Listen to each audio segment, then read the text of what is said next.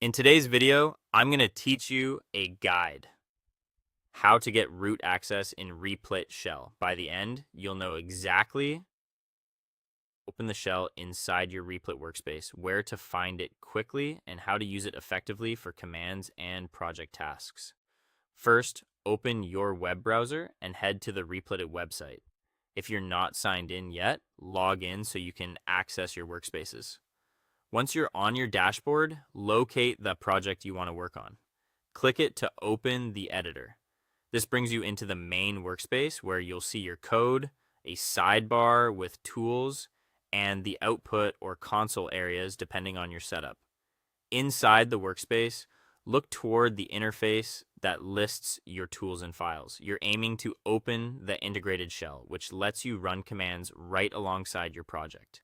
If you don't immediately see it, use the search or quick access area within the tools panel and type shell.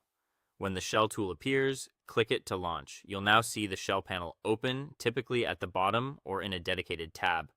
This is the command line for your project environment. You can run common commands like ls to list files, pwd to see your current directory, and cd to move around your project's folders. You can also run scripts, manage virtual environments, and interact with dependencies.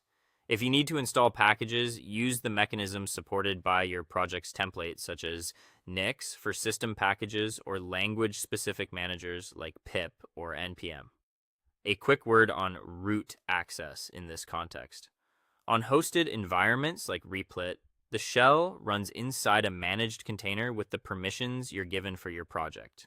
For security and stability, you typically won't have true system-level root privileges. When people say root access here, they often mean working at the project's root directory via the shell, where you have full control over your own files and configuration. Avoid trying to bypass platform restrictions. Instead, use the official tools provided by Replit to install what you need.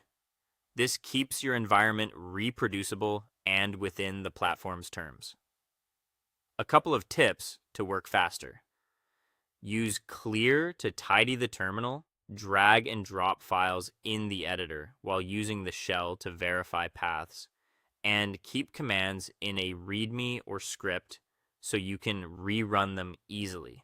If something doesn't appear in the shell, check that you're in the correct directory and confirm any required runtime is installed. That's all for today. Thank you for watching, and I'll see you guys in the next one.